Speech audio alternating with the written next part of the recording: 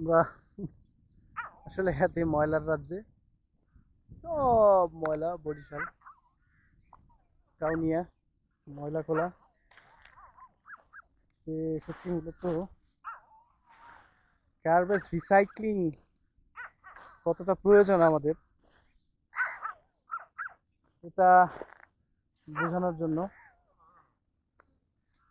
ময়লা মানুষের বর্জ্য যেগুলো রিসাইকেল করা যেত সেগুলোকে আসলে জমিয়ে জমিয়ে কি একটা পরিস্থিতি করা হয়েছে দেখেন। এই যে তা আমি মাটি থেকে এই মুহূর্তে মনে হয় 5-6 তলার বেশি উঁচু হবে, এবং আমি যেখানে আছি এর থেকে এই ময়লার অনেক পাহাড়ের উচ্চতা আসলে আরো অনেক বেশি। বিশাল পাহাড় মনে হবে। কাঠ, দুর্গন্ধ। আমরা আসলে পরিবেশকে কি পরিমাণ ঝুঁকির মুখে ফেলছি তা না দেখলে বোঝা যাবে না। আর এই কারণেই আসলে আমাদের গার্বেজ রিসাইক্লিং সিস্টেমটা ডেভেলপ করা খুবই দরকার। পচনশীল বজ্র এগুলো থেকে বায়োগ্যাস এবং ফার্টিলাইজার, এবং অপচনশীল যেগুলো রয়েছে প্লাস্টিক, পলিথিন, কাগজ, কাঁচ, প্লাস্টিক, এগুলো আবার পুনরায় ব্যবহার উপযোগী করা অত্যন্ত প্রয়োজন। নাহলে আপনি বছরের পর বছর কত কিলোমিটারের পর কিলোমিটার এভাবে ময়লা জমাবেন, কি হবে এগুলো আসলে শেষ পর্যন্ত?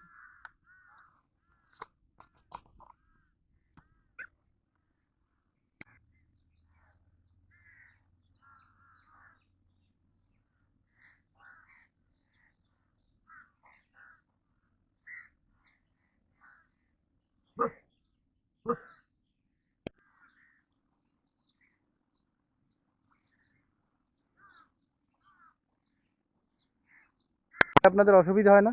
অসুবিধা হলে কি করবো? কোথায় রাখেন? করার কিছু আছে আমাদের? কিছু কোনো কত মানুষের সমস্যা হয়, গর্ভবতী মায়েদের হয়, বীর মুরব্বীদের হয়, বাচ্চাদের হয়। কত বছর থাকেন এখানে? এখানে থাই মনে করেন এই ময়লা খোলাই গেছে আমাদের যাবে। এখানে থাই করে 35 বছর।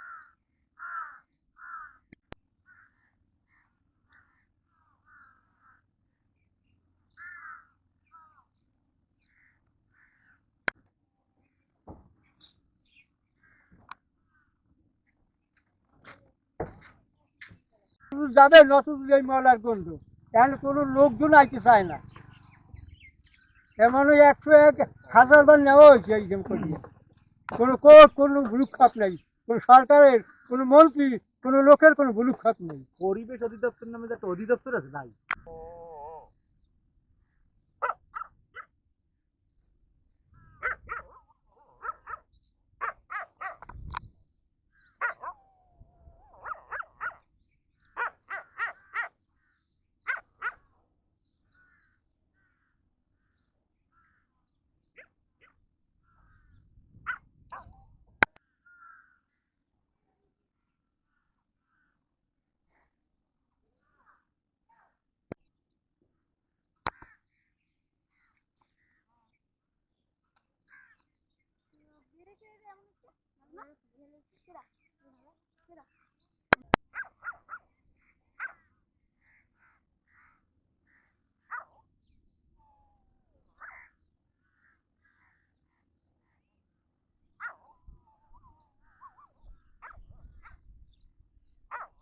এখানে কত বছর যাবত আসলে ময়লা ফেলা হচ্ছে? এখন 2004 প্রায় 24 বছর।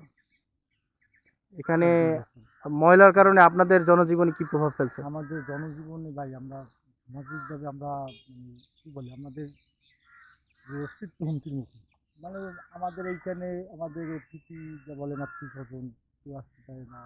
আমরা ধরো একটা আয়োজন করছি বাইরে গিয়ে বা উন্নতির রাস্তা যে কোনো সামাজিক অনুষ্ঠান পাই আমরা আনতে পারি না। এবং এইখান দিয়ে আগে আমরা পরিচয় দিব যে আমাদের বাসা অমুক জায়গায়, ময়লা খোলা বা ময়লার ভাগায় ওই জায়গায়। মানে এটা আসলে বলুন ভাই, সবচেয়ে বড় কথা সামাজিকভাবে খুব হুমকির সম্মুখীন হচ্ছি আমরা। পরিবেশ প্রকৃতিটা এই যে ময়লার কারণে আসলে কি পরিবেশে আপনারা ময়লার এখন কারণে আছেন? ভাই আমরা মাঝে মাঝে এত তীব্র গন্ধ সৃষ্টি হয়, আমরা শ্বাস নিতে পারি না। শুধু ময়লার গন্ধ, আগুন দেওয়া নিষেধ, এখানে আগুন দেয় না, আগে দিত, কিন্তু এখন তো ভাই মাঝে মাঝে এই যে বিশেষ করে চৈত্র মাসে যে রৌদ্রটা করৌদ্র যখন হয় তখন তো গন্ধের জন্য আপনি শাসিত হয়ে যায়। এবং রাত্রে যখন ময়লাগুলো ফালায়, এখন তো রাত্রে ময়লা ফালায়, তো ময়লাগুলো যখন এসে এই জায়গায় ঢালে তখন তো একটা বিশুদ্ধ গন্ধ, মানে ঘুম ভেঙে যায় গন্ধে ময়লা। না আমাদের নারী অবস্থাটা, এবং শিশুদের আসলে কি অবস্থা নারী এই শিশু পরিবেশে? তো এইখানে তো সবাই হাসপাতালমুখী, ডাক্তারমুখী। এইখানে আপনি পাবেন না, এমন কোনো শিশু পাবেন না যার মনে করেন ওই যে কী বলে অ্যাজমা, শ্বাসকষ্ট, এরকম রোগ নাই। আপনি এই যে আশেপাশে যারা আপনার খুব নিয়ারের যারা আছে, সবাই অ্যাজমা, শ্বাসকষ্ট এইসব আছেই কমন, আর বুড়োদেরও এই আছে। এই বিষয়ে আপনাদের কি প্রস্তাব অথবা কি আমাদের ধরনের প্রস্তাব ভাই, মতামত?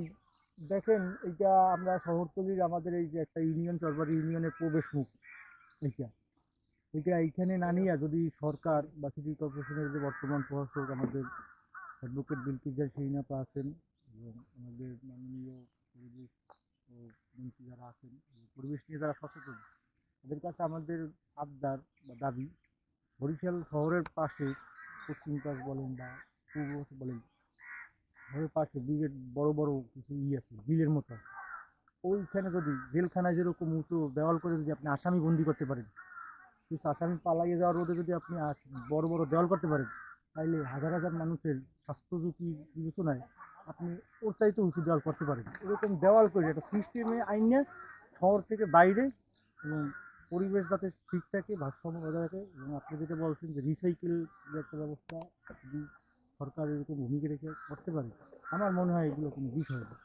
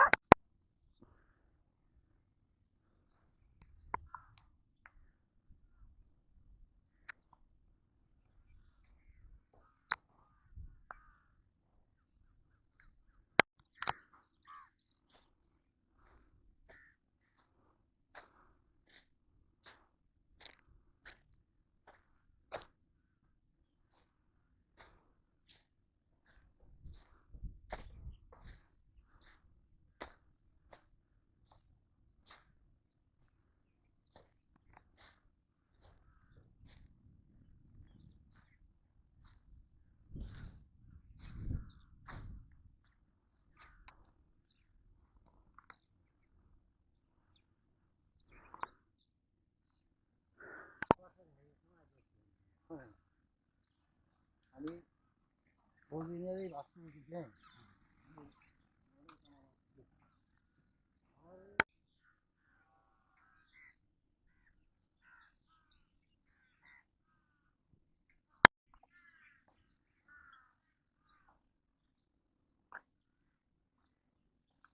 গুটি কয়েক অল্প দিনের, কিন্তু ম্যাক্সিমামই নাই। তাহলে এই জায়গায় তো আরো ঘর বাড়ি থাকি না কিছু, এখন এই যে জোড়া বলছে এখন কি এখন খাওয়াবে?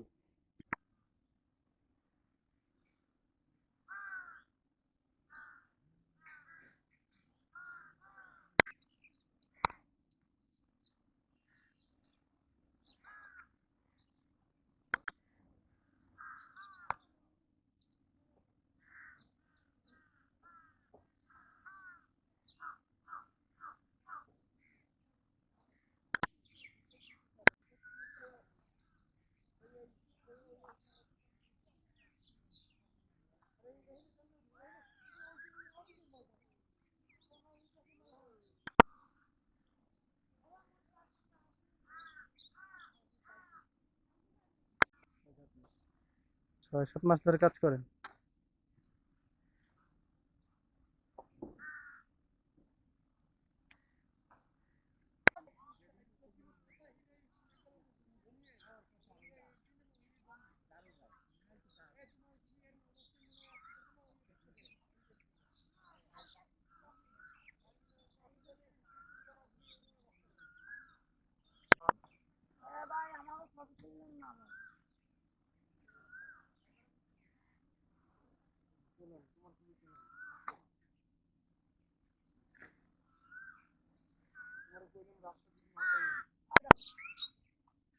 হুম।